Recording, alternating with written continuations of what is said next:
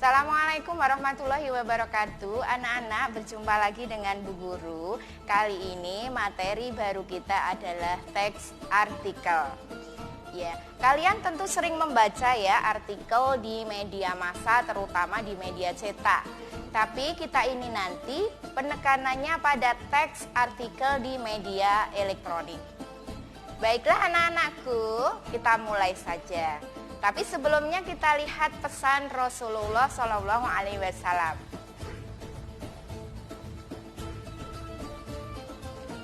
Ikatlah ilmu dengan tulisan. Jadi Rasulullah itu sudah sejak zaman dulu itu memesan kepada kita untuk suka menulis. Berikutnya pengertiannya.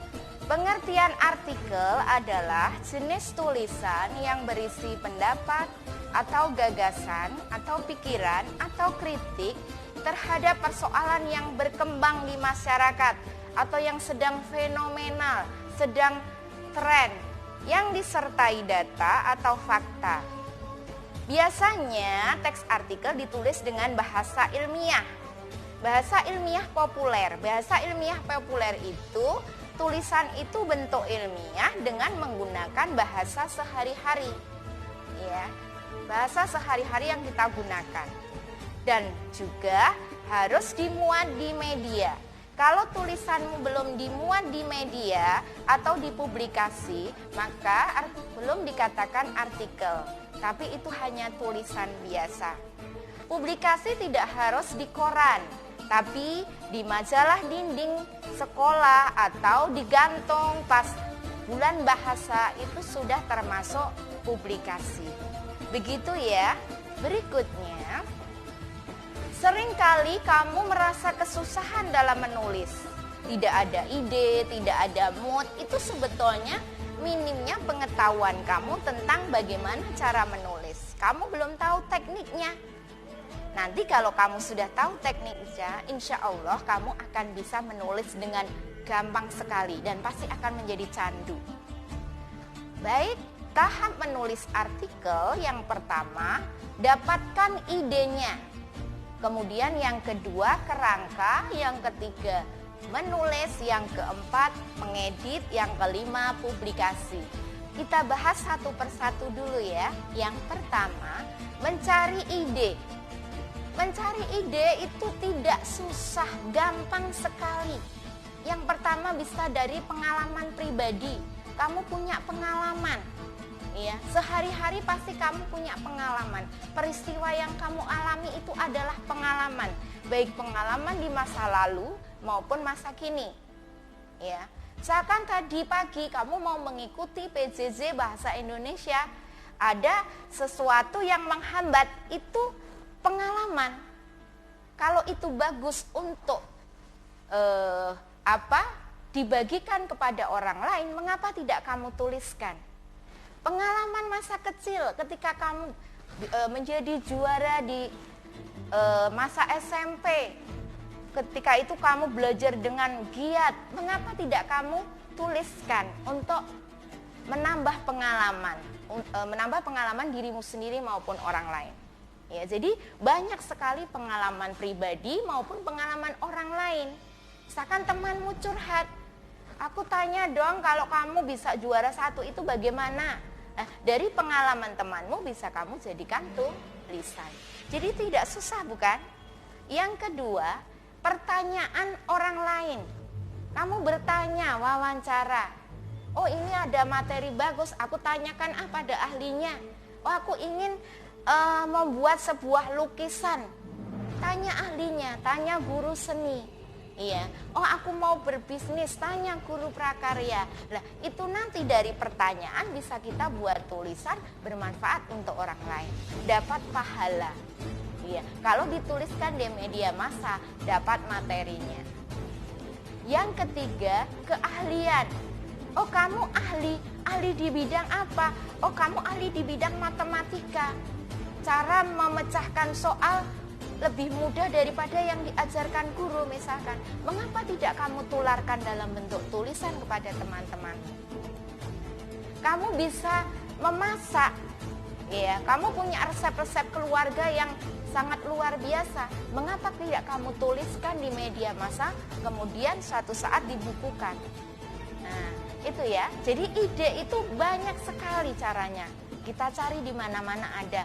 Maka tidak ada lagi susah mencari ide. Ya. Yang kedua, membuat kerangka tulisan atau outline. Ya. Kerangka tulisan dimulai dari tema. Temanya apa dulu? Oh, temanya misalkan OSIS, organisasi siswa intrasekolah. Ya, kemudian kita subtemakan. Kalau terlalu luas nanti tulisan itu tidak akan menarik dan terlalu banyak yang kita tulis. Maka kita kerucutkan menjadi subtema. Oh, di dalam OSIS itu ada pembagiannya, ada sisinya. Oh, yang mengurusi tentang PMR. Oh, kita bahas tentang subtemanya nanti PMR.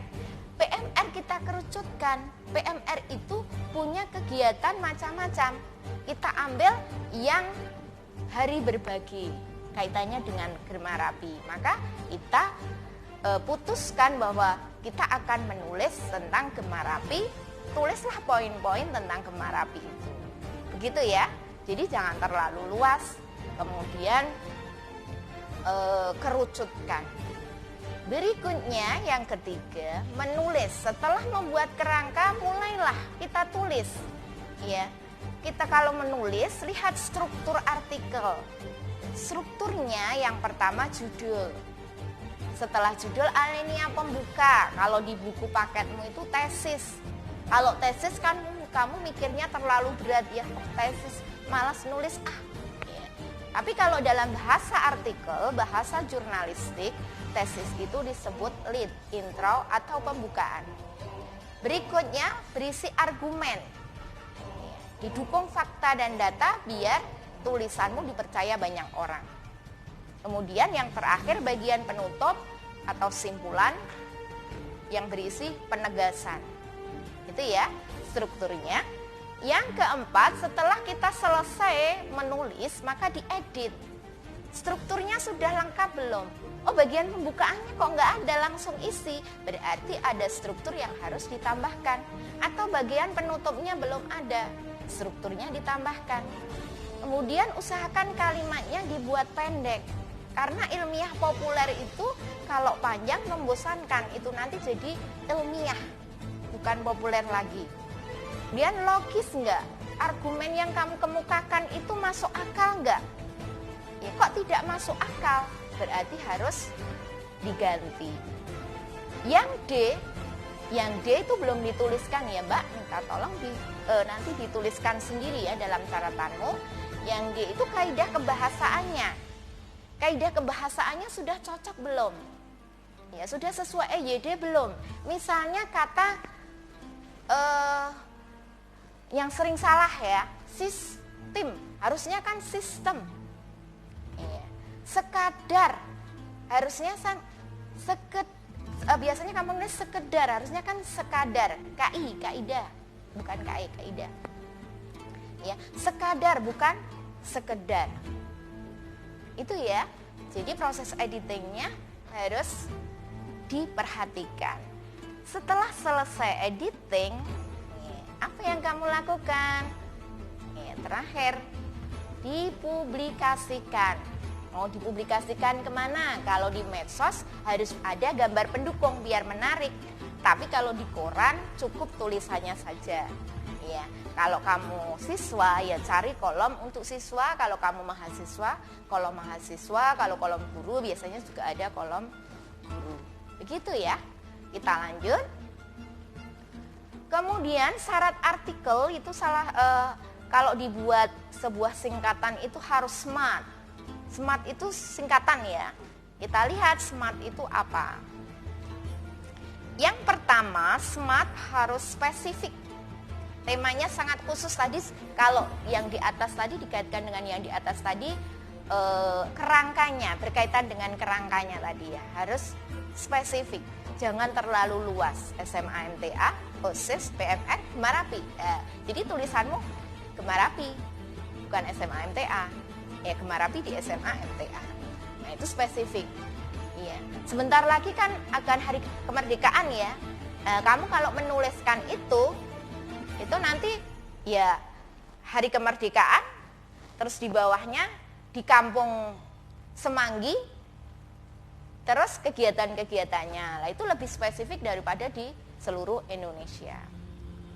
Yang kedua, tadi smart, M-nya measurable, jumlah karakternya terukur. Itu kamu tahu nggak siapa itu? Itu gambar-gambar di situ itu para penulis yang sukses ya. Itu Terelie.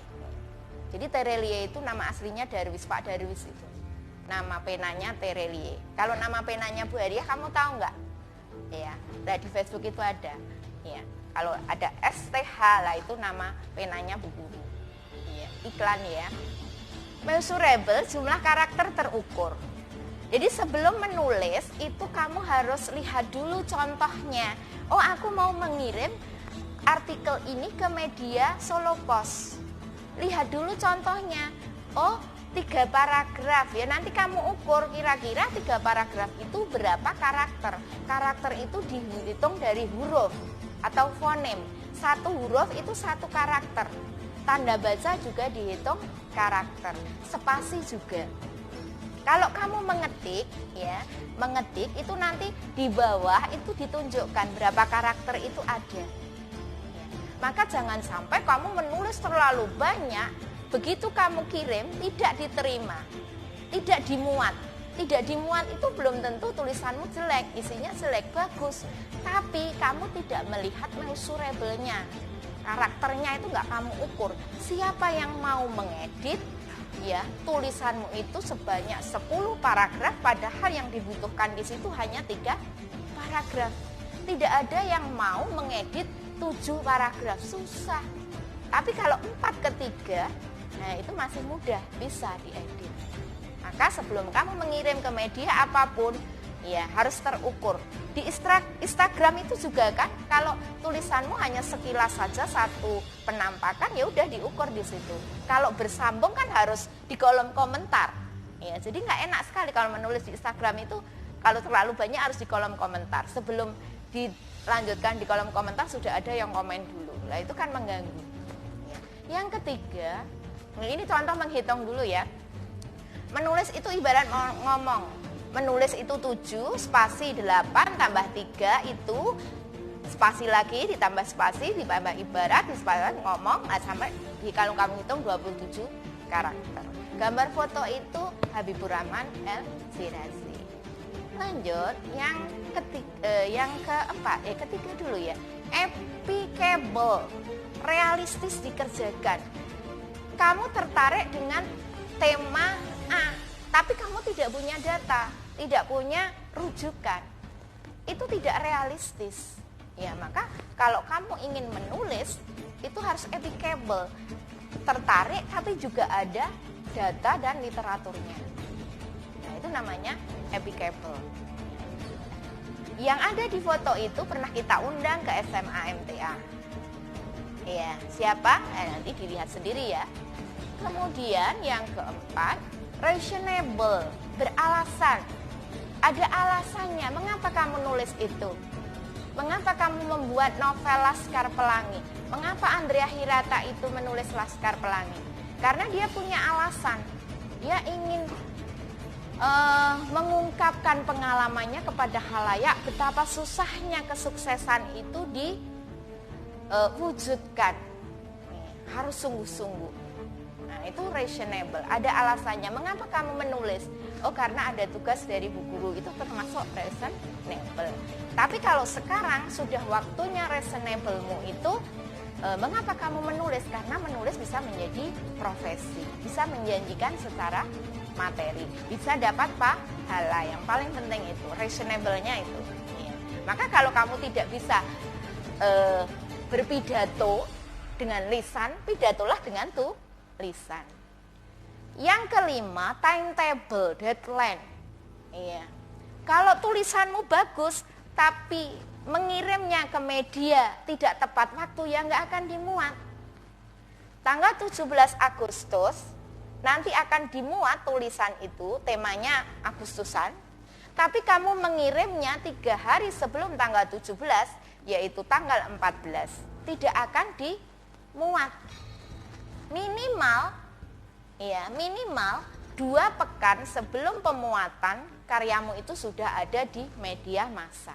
Itu insya Allah akan dimuat. Beda dengan tugasnya Bu Guru. Ya, deadline-nya jam 12, kamu 11.59 baru mengumpulkan, nggak masalah. Ya. Jadi kalau artikel beda. Ya, deadline itu minimal 2 pekan sebelum pemuatan kalau ingin dimuat. Berikutnya kita akan membahas tentang struktur artikel. Struktur artikel yang pertama adalah judul. Ya. Judul itu biasanya kamu juga merasa kesusahan, sudah jadi tulisannya, tapi judulnya apa ya? Nah, itu sebetulnya gampang. Ya, kalau kita sudah tahu tekniknya, insya Allah akan gampang membuat sebuah judul. Ya. Syarat sebuah judul itu harus jelas, tidak membingungkan. Maka hindari judul yang hanya 1 kata. Buku. Orang kan masih bingung, maksudnya apa ya? Nah, jadi tambahi. Ya, kalau 2 kata belum, masih membingungkan, 3 kata. Tapi jangan terlalu banyak. Yang C, singkat, tidak terlalu panjang. Jangan terlalu panjang, orang nggak suka. Ya, kalau karya ilmiah itu maksimal 14 kata. Tapi kalau artikel ya 6-7 itu sudah panjang. Ya. Kemudian syarat yang kedua, antara judul dengan isi harus sesuai. Judulnya tentang kebersihan kelas, tapi isinya tentang kebersihan lingkungan di luar kelas. Lah itu sudah tidak padu dulu, tidak koheren. Jadi yang C sudah ya, yang D menarik. Nah, menarik ini akan kita bahas di bawahnya. Bagaimana biar judul itu menarik, ya, sehingga orang ingin membaca. Ciri judul yang menarik, begitu lihat judulnya, itu langsung, wow, saya baca. Tapi kalau judulmu tidak menarik, orang melihat, aduh, gimana ini ya, males. Ini paling tulisannya gitu, sudah bisa menebak isinya, padahal belum tahu tulisannya. Ya, maka begitu membaca judul orang tertarik. Seperti penampilan seseorang, kalau penampilannya kan elegan gitu, orang kan seneng lihatnya. Ya, sama seperti kamu mengidolakan artis, itu kan mesti dilihat wajahnya. Karena menarik, paling menarik wajahnya, walaupun yang lain-lain sebetulnya lemah. Nah, itu penilaian yang tidak baik. Kalau kamu sebagai penulis, buatlah judul itu menarik. Tapi kalau kamu sebagai pembaca, jangan gampang tertarik dengan judul. Nah, gitu ya prinsipnya itu. Judul menarik itu bisa dibuat berirama, ada iramanya. Kamu kan seneng kalau dengarkan lagu itu irama gitu ya. Seperti pantun, syair, a, u, seperti ini.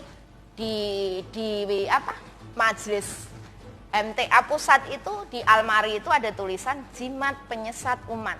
Itu belum dibuat tulisannya loh. Sekali waktu nanti kamu observasi, buat tulisan itu. At. Menarik kan? Daripada jimat yang menyesatkan. Nah itu coba kita bandingkan, nggak enak sekali. Alah paling kok ya gini. Tapi kalau dibuat irama, orang akan, wow, kok bagus ya, baca nah, gitu. Yang kedua, cahaya surga di SMA MTA. Iya. Negeri Santri Semanggi. Ya, ada negeri 5 menara. Ini negeri Santri Semanggi. Kutu buku 1000 peluru. Ya, seorang yang suka membaca ya, atau suka menulis ya. Menulis itu seperti menajamkan peluru. Jadi kalau peluru itu hanya membunuh 1 kepala, tapi kalau tulisanmu bisa membunuh beberapa kepala, dalam artian membunuh membunuh untuk suka membaca ya. Jadi kalau orang menembak itu 1 peluru ya 1 orang, tapi kalau 1 artikel itu bisa dibaca ribuan orang, bahkan jutaan orang kalau menarik. Itu ya, jadi nanti kamu bisa latihan buat yang berirama dulu ya. Yang berikutnya ATM, amati, tiru, modifikasi. Ya, sudah ada judul yang pernah ada, kamu tinggal mengganti satu kata atau dua kata. Ayat amat cinta, dulu ada film Ketika Cinta Bertasbih, ini ada preman hijrah.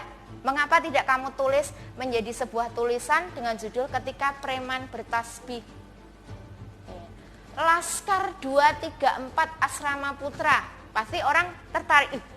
Maksudnya apa ya baca gitu. Padahal isinya ya biasa-biasa saja. Dulu ada film Perempuan Berkalung Sorban, kita ganti Perempuan Berkalung Serbet. Orang akan tertarik. Maksudnya apa ya? Indonesia tanpa LGBT. Indonesia tanpa pacaran, ini diganti Indonesia tanpa LGBT. Solo lebih bermartabat, aslinya itu. Tapi semenjak anaknya Pak Jokowi jualan martabak, maka ada yang memodifikasi Solo lebih bermartabat. Sekali merengkuh dayung, itu kurang H ya, itu mengadopsi dari peribahasa di bawahnya itu, 2-3 ilmu terlampaui. Ada gula, ada semut, ini kita ganti ada gula, ada kopi. Gampang kan cara membuat? Ya, karena kita sudah tahu tekniknya. Yang ketiga, membuat penasaran. Ya, begitu baca judulmu itu langsung, ini maksudnya apa? Wow, nah, gitu langsung tertarik. Densus 76 anti rokok.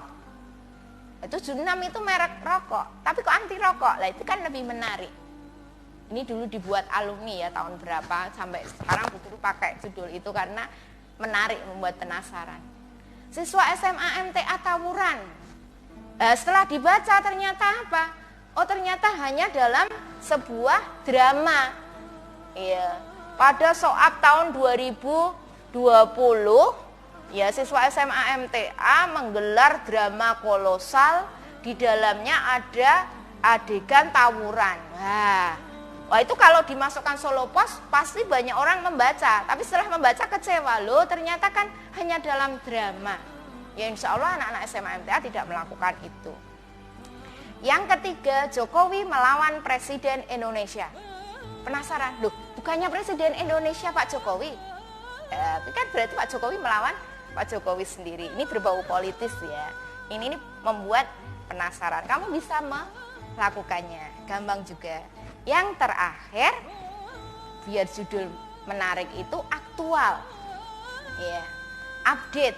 Kalau update ini nggak usah dibuat-buat. Kalau kita buat itu pasti akan dibaca karena apa? Kekinian. Ya masalahnya itu terupdate. Ya orang pasti mencari walaupun judulnya tidak menarik, pasti orang akan mencari berita itu. Oh di Korea ada apa toh? Kim Jong-un, Presiden Korea, bakal hukum mati warganya yang nonton drama Korea. Coba itu kalau diterapkan di Indonesia. Ya pasti populasi perempuan Indonesia berkurang setengah. Ya. Kemudian bisnis logam mulia membahana saat ini. Ya itu aktual. Cara mudah menulis artikel, karena ini bahasanya baru artikel, kamu mesti senang mencari tulisan-tulisan seperti itu. Iya. Putri Purnomo maju cawali, cucu PB ke-12 jadi cawali. Nah, ini berbau politis. Ya. Itu ya bagaimana cara membuat judul. Untuk berikutnya nanti akan bersambung. Terima kasih.